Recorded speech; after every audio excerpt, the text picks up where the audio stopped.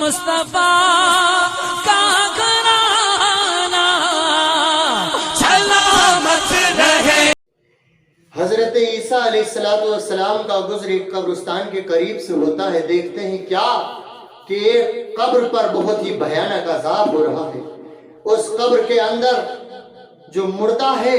اس کے چیخنے کی، اس کے پکارنے کی، آہو بکا کی آوازیں باہر تک آ رہی ہیں۔ حضرت عیسیٰ علیہ السلام اس قبرستان سے گزرتے ہیں اور چند ہی دنوں کے بعد، چند ہی ساعت کے بعد، چند ہی دنوں کے بعد حضرت عیسیٰ علیہ السلام اللہ کے نبی کا گزر پھر اسی قبرستان سے ہوتا ہے۔ دیکھتے کیا ہے کہ اب اس قبر سے آہو بکا کی آوازیں نہیں آ رہی، اب اس قبر پر کوئی عذاب نہیں ہو رہا ہے۔ اللہ رب ذوالجلال سے عرض کرتے ہیں، اے تبارک و تعالیٰ، اے رب ذوالجلال، اے پاک پروردگار اللہ، اس قبر کا ماجرا کیا ہے، اس قبر کی کنڈیشن کیا ہے؟ ابھی کچھ وقت پہلے، کچھ لمحہ پہلے، یعنی کچھ دنوں پہلے میں اس قبر کے قریب سے گزرا تھا تو اس قبر کے اندر بہت ہی بھیانک عذاب ہو رہا تھا، جس کی آواز مجھے بہت تیز آ رہی تھی، آہو بکا کا ماحول تھا۔ اس قبر کے اندر سے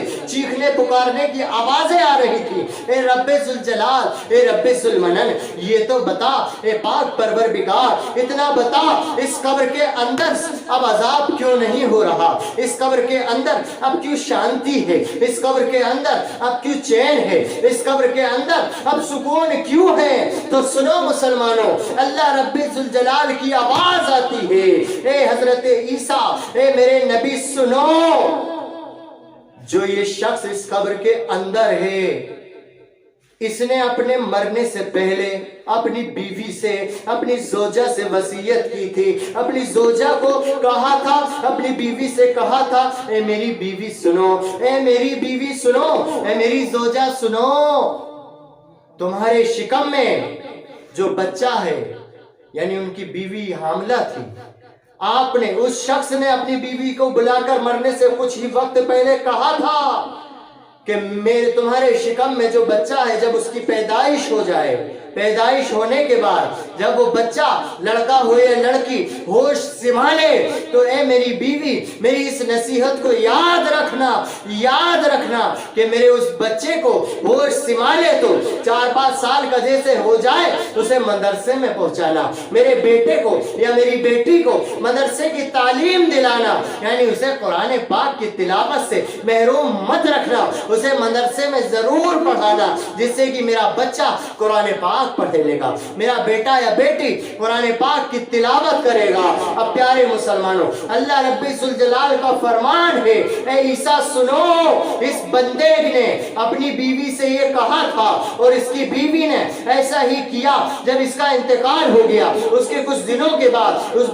بیوی کے گھر میں بچے کی پیدائش ہوئی، لڑکے کی پیدائش ہوئی تو اس بیٹے کو لڑکی، وہ عورت اپنے بیٹے کو جب وہ 4-5 سال کا یعنی اس نے ہوش سنبھالا، کچھ سمجھدار ہوا تو اپنے بچے کی انگلی پکڑ کر مدرسے میں لے کر گئی اور مدرسے میں لے جانے کے بعد استاد محترم کے پاس جا کر اس کا ایڈمیشن کرایا، داخلہ کرایا اور کہا، اے استاد محترم آپ میرے اس بچے کو پڑھا دیں، اس میرے لگتے جگر کو پڑھا دیں، میرے شوہر کی تمنا تھی، میرے شوہر انتقال فرما چکے ہیں، میرے شوہر کی آرزو تھی کہ میرے بیٹا جو ہو، میری بیٹی جو ہو، جس کی پیدائش ہو،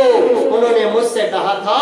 کہ اسے مدرسے میں ضرور پڑھانا۔ اے استاد محترم آپ پڑھائیں۔ اب بہرحال مسلمانوں، مدرسے کا رول ریگولیشن یہ ہوتا ہے، جب بچے کو مدرسے میں اعوذ باللہ من الشیطان الرجیم بسم اللہ الرحمن الرحیم کہنا سب سے پہلے سکھایا جاتا ہے۔ اب پیارے مسلمانوں، جب اس بچے کا مدرسے میں ایڈمیشن ہوتا ہے، ایڈمیشن ہونے کے بعد استاد محترم کہتے ہیں بیٹا پڑھو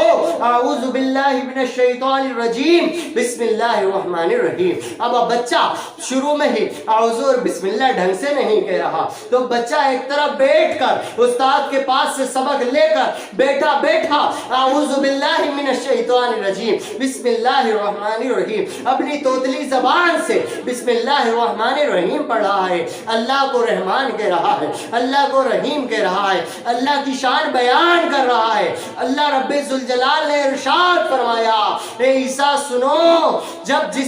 जिसका बच्चा जमीन के ऊपर बैठकर मेरा नाम लेगा, मेरा जिक्र करेगा, तो उसके बाप को कब्र के अंदर यानी जमीन के नीचे मुझे अजाब देना गवारा नहीं। जैसे ही इस शख्स का बच्चा कब मदरसे में पहुंचा और उसने आऊज़ु बिस्मिल्लाह पढ़ी, बिस्मिल्लाहिर्रहमानिर्रहीम पढ़ी, तो मैंने तभी इसके बाप को यानी इस कब्र के अंदर जिस पर अजाब हो रहा था उस शख्स को बख्श दिया है, उस शख्स की मग़फ़िरत फरमा दी है जो उस पर अजाब हो रहा था। फरिश्तों को हुक्म दिया कि इसका अजाब हटा लो। आज इसका बेटा मदरसे में पहुंचकर मेरा नाम ले रहा है, मेरा नाम बुलंद कर रहा है। कहने का मकसद ये मुसलमानों, अपने बच्चों को जरूर स्कूलों में पढ़ाओ, अपने बच्चों को जरूर मदरसों में पढ़ाओ, लेकिन अपने बच्चों को जरूर कुरान की तालीम जरूर सिखाओ, इल्म दीन जरूर इतना सिखा दो कि हमारा बेटा हमारे इंतकाल के बाद हमारे घर में या मदरसे में बैठकर या कब्रिस्तान पर हमारे कब्र पर पहुंचकर कुछ इसाले सवाब कर दे, जिसकी इसाले सवाब करने की बरकत से अल्लाह रब्बुल जलाल हम गुनाहगारों की मग़फ़िरत फरमा दे। इसलिए अपने बच्चों को जरूर इल्म दीन इतना सिखाओ कि उससे फातिहा का तरीका आ जाए। आका की बहुत मशहूर व मारूफ हदीस पाक है, हदीस पाक सुनो और बात को खत्म करो मुसलमानों। आका इरशाद फरमाते हैं, जो शख्स अपने माया बाप की कब्र पर पहुंचकर कुछ जो भी उससे आता हो इसाले सवाब करे, माया बाप की कब्र पर पहुंचकर सलाम पेश करे और इसाले सवाब करे, आका का फरमान है उस शख्स के, उस लड़के के इसाले सवाब करने की बरकत से अल्लाह रब्बुल जलाल उसके उसके बाप की मग़फ़िरत फरमा देता है, मग़फ़िरत फरमा देता है। और साथों साथ उस लड़के को जो अपने बाप की अम्मा की कब्र पर पहुंचकर इसाले सवाब करता है, अल्लाह रब्बुल जलाल एक हज और एक उम्रे का भी सवाब अता फरमाता है। और इसके साथ ही उस लड़के के कारोबार में बरकतें अता फरमाता है, उस लड़के के इल्म में बरकतें अता फरमाता है, उस लड़के के घरों में बरकतें अता फरमाता है जो बेटा अपने बाप की कब्र पर पहुंचकर इसाले सवाब करे। अब कौन बेटा ऐसा होगा